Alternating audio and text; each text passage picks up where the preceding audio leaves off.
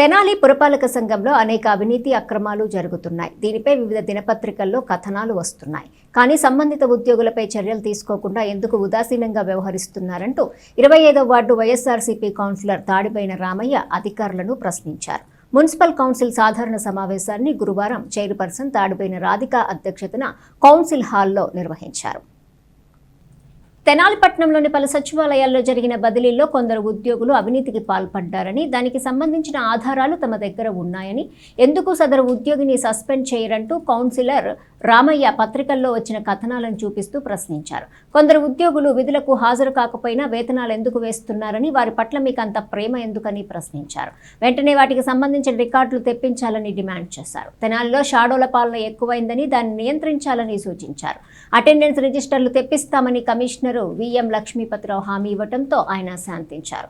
ఇంతలో కౌన్సిలర్లు అరసమల్లి వెంకటేశ్వరరావు, ఆవుల కోటయ్య, గుంటూరు కోటేశ్వరరావు లేచి వార్డులలో పారిశుద్ధ్యం పూర్తిగా పడకేసిందని, కనీసం వార్డుకు 3 కార్మికులు కూడా పనిచేయటం లేదని అసంతృప్తి వ్యక్తం చేశారు. బదిలీ కార్మికుల పేరిట శానిటరీ ఇన్స్పెక్టర్లు దోపిడీకి పాల్పడుతున్నారని, కార్మికుల నుంచి నగదు వసూలు చేస్తున్నారని ఆరోపించారు. వార్డుకు కనీసం 2 కేటాయించాలని కోరారు. 29 కార్మికుల పోస్టులు ఖాళీగా ఉన్నాయని, వాటిని భర్తీ చేసేందుకు చర్యలు తీసుకుంటున్నామని చైర్పర్సన్ రాధిక తెలిపారు. త్వరలో పారిశుద్ధ్య సమస్య కొంతమేర పరిష్కారమయ్యే అవకాశం ఉందన్నారు. ఎస్సీ వార్డులంటే చిన్నచూపు ఎక్కువగా ఉందని, తమ వార్డుల్లో ఇంతవరకు ఒక్క అభివృద్ధి పని కూడా జరగటం లేదని వైస్ చైర్మన్ అత్తోట నాగవేణి, దాసరి వీర వసంతరావులు ఆవేదన వ్యక్తం చేశారు. ఎస్సీ సప్లాన్ నిధులను ఎందుకు కేటాయించడం లేదో చెప్పాలని డిమాండ్ చేశారు. ఎస్సీ సప్లాన్ పథకం ప్రస్తుతం అమల్లో లేదని, మున్సిపల్ బడ్జెట్లో 14% నిధులను ఎస్సీ వార్డులకు కేటాయిస్తామని ఎంఈ శ్రీకాంత్ తెలిపారు. ఇంతలో రామయ్య లేచి అటెండెన్స్ రికార్డులు పరిశీలించి అసంతృప్తి వ్యక్తం చేశారు. మున్సిపాలిటీలో జరిగే అవినీతిని అధికారులు కప్పిపుచ్చుతున్నారని, ఉద్యోగులపై చర్యలు తీసుకోకపోతే సహించబోమని హెచ్చరించారు. అనంతరం వైస్ చైర్మన్ మాలపాటి హరిప్రసాద్, కౌన్సిలర్లు అన్నాబత్తుని పద్మజ, తాడిబోయిన బ్రహ్మేశ్వరరావు, షేక్ ఇస్మాయిల్, కుర్రా సుజాత, అన్నం పిన్నారావు, బోయపాటి అరుణలు తమ వార్డులో నిలిచిపోయిన అభివృద్ధి పనులు, పారిశుద్ధ్య నిర్వహణలో నెలకొన్న లోపాలపై అధికారులను నిలదీశారు. పురిపాలెం రోడ్లో మురుగు కాల్వలపై నిర్మిస్తున్న షాపులపై పలువురు కౌన్సిలర్లు ప్రశ్నించారు. ఆదర్శంగా ఉండాల్సిన అధికారులే కాల్వలను ఆక్రమిస్తే ఎలా అంటూ ప్రశ్నించారు. ప్రజలకు నీతులు చెప్పే అధికారులు ఇలా వ్యవహరించడం కరెక్ట్ కాదని ధ్వజమెత్తారు. వెంటనే కాల్వలపై నిర్మాణాలు జరగకుండా చూడాలని సూచించారు. దీంతో అధికారులు సమాధానం చెప్పలేక నీళ్లు నమిలారు. కౌన్సిలర్లు తెలియజేసిన సమస్యలను త్వరగా పరిష్కరించాలని చైర్పర్సన్ రాధిక ఆదేశించి సమావేశాన్ని ముగించారు. సమావేశంలో కౌన్సిలర్లు, కోఆప్షన్ సభ్యులు, వివిధ విభాగాల అధికారులు పాల్గొన్నారు.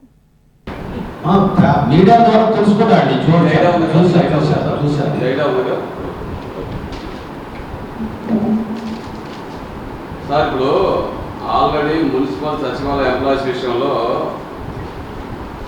చాలా పెద్ద మొత్తంలో C5గా ఉన్న వ్యక్తి ఇది ఆర్థిక విషయంలో కానీ, గిఫ్ట్ల విషయంలో కానీ చాలా పెద్ద మొత్తంలో జరిగిందనేది నిందారోపణ ఉంది. అది మీ అందరికీ తెలుసు, మాకు తెలుసు, అందరూ తెలుసు. సార్, మీరు అందరూ ఏంటంటే మా దృష్టికి రావాలని ఉన్నారు, బాగానే ఉంది.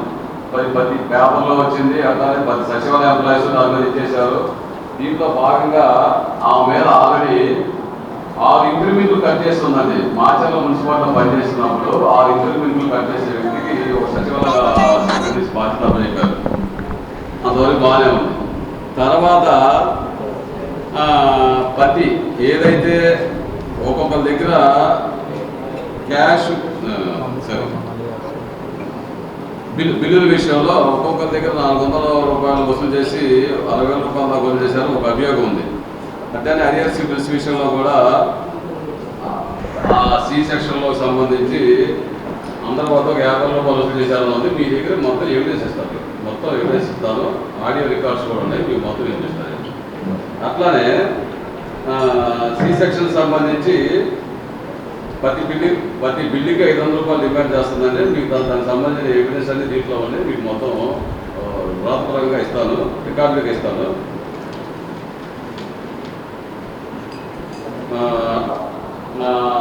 దీనికి సంబంధించి అది వెల్ఫేర్ సెక్రటరీకి సంబంధించి ఒక వెల్ఫేర్ సెక్రటరీకి సంబంధించి రూల్ ప్రకారంగా అయితే వాళ్ళు ఫస్ట్ ఆప్షన్ ఇవ్వాలి. ర్యాంక్ పరంగా అయితే 1, 2, 3 ఆప్షన్లు కాకుండా ఎక్కడో 4 ఆప్షన్లు డిసైడ్ పెట్టారు. ప్లస్ ఒక వ్యక్తి మంగళగిరికి అప్లై చేసుకుంది. మంగళగిరిలో సీట్ లేదని అంటే వాళ్ళకి సెకండ్ ఆప్షన్ ఇవ్వాల్సింది ఫస్ట్ ఆప్షన్ కింద తీసుకొచ్చి వాళ్ళ కోరుకున్న దాంట్లో ఒకటి ఇచ్చారు. అట్లానే ఒకరు కలెక్టర్ ఆఫీస్ దగ్గర నుంచి అని చెప్పి ఇంకోటి అని చెప్పి పెద్ద మొత్తంలో మైండ్కి మారి ఒక ఎంప్లాయీ నేను అడిగితేనేమో మినిస్టర్ గారు ఆఫీస్ అంటారు, మినిస్టర్ గారు ఆఫీస్ వాళ్ళు అడిగితేనేమో కమిషనర్ గారు అంటారు, కమిషనర్ గారు అడిగితేనేమో ఆర్టీ ఆఫీస్ అంటారు. ఇట్లా ఒక ఎంప్లాయీ ఇంతమందిని కూడా కూర్చోబెట్టి మైండ్ గేమ్ ఆడి దీంట్లో చాలా అవకాశం జరిగింది. ఒక్కొక్కరు గిఫ్ట్లు ఇచ్చారా, బిర్యానీ పొట్లాలు ఇచ్చారా, లేకపోతే ఆల్రెడీ క్యాష్ కొన్ని సందర్భాలు అయితే ఉన్నాయి. నేను మొత్తం మీకు ఆడియో రికార్డు ఇచ్చేస్తాను, మొత్తం తీసుకొచ్చి సీడీ ఇచ్చేస్తానండి. మరి ఇవన్నీ సంబంధించి చాలా అభియోగాలు ఉన్నాయి. మన మీద అవన్నీ ఇచ్చిన ఈ లంచం దేనికి ఇవ్వాలి? పని చేసేవాడు ఒకవేళ వాడికి ఆరోగ్యం బాగోక రాకపోతే బదిలీ పెడితే అతను 2000 నుంచి 1000 రూపాయల దాకా లంచం ఇవ్వాలంట, అతను పెట్టుకోవాలంట. బదిలీ పెట్టుకున్నాము కూడా ఇవ్వాలంట. కాలువలు తీసేవాళ్ళు ఒక్కరు లేరు, ఓట్లు చూసేవాళ్ళు ఒక్కరు లేరు. మా వాటిలో 10 సార్లు చెప్పాం, కమిషనర్ దృష్టికి చెప్పాం, మన చైర్పర్సన్ కూడా మీరు కూడా చెప్పారు ఒక మంచిని ఇవ్వండి వాళ్ళకి అర్జెంటుగా అని. ఇచ్చారా? ఇంతవరకు ఇవ్వలేదు. ఇస్తాం ఇస్తాం ఇస్తాం ఇస్తాం ఇస్తాం అని చెబుతున్నారు. ఇదే మాట ఈ 4-5 నెలల నుంచి కూడా చెబుతానే ఉన్నారు. 3 మనుషులు 4 మనుషులు ఏం చేస్తారు? ఈ మా శాంతి ఇన్స్పెక్టర్ గారు ప్రసాద్ ఏమంటాడంటే పాత వాళ్ళే కదా అని అంటున్నారు. ఒక్కసారి వార్డులోకి వచ్చి పరిశోధన చేస్తే జనం ఏ రకంగా మీకు చెబుతారో హెల్త్ ఆఫీసర్ గారు వచ్చారు మొన్న పబ్లిక్గా జనం అందరూ కూడా చెప్పారు, చేస్తలేదు, కాలంలో రావట్లేదు. మరి అదే జనం అని అంటాడు. అదే జనం ఉంటే మీరు ఎందుకు పని చెప్పలేకపోతున్నారు? నువ్వు వచ్చిన తర్వాత వచ్చారా?